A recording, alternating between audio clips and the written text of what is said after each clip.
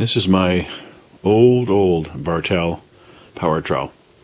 In fact, if you look at the serial number here, if you can see that, it says 1326. And also, if we go around the transmission case, it also says 1326. So this is a very old machine, probably early 70s. Now, just to go over a few basics of a power trowel and how to use one, we'll start with the engine. Now this engine is a Honda engine. Originally this trowel had a Briggs & Stratton engine, a blue one, and I had it up until March of this year, and I threw it in the dump. I kind of regret it now. But these Honda engines are fantastic. This GX 160s they're awesome.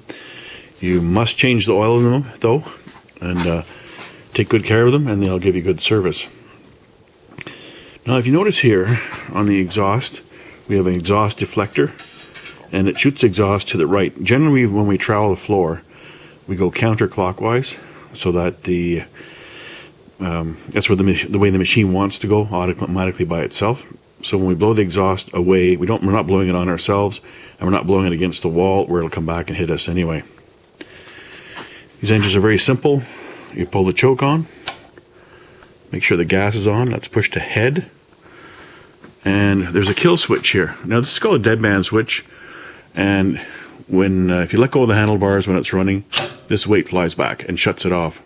So this switch would want to be ahead. Do not run a power trowel without a dead man switch or kill switch.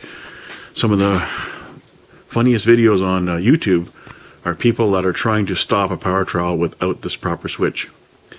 Over here's the throttle. So you start with no throttle, dead man switch ahead, choke on, and you pull the cord and it should go, then you turn the choke off.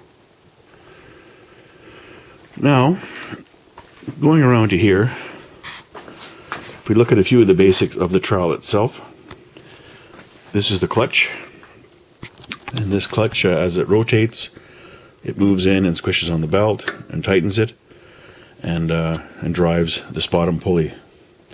Kind of interesting, this belt here. I don't know where it came from, but it actually says Bartell Industries on it. It's hanging on the wall, so it's kind of cool. Now from there, if we look at the bottom of the trowel, now this is called the trowel arm. Down here is the spider plate that holds the trowel arms. This is the pressure plate, which pushes on these to put more pitch in the trowel. Now, it's so important with these trowels, number one, is to grease it. Grease these after every use. Grease these arms, and they'll last many, many years. If you don't grease them, they'll jam up, get concrete stuck in them, and they'll wear out. And they'll get so loose that it'll make chatter marks in the floor, and the machine will be useless. Another thing too, very important, I'm just going to open the plug here on your transmission.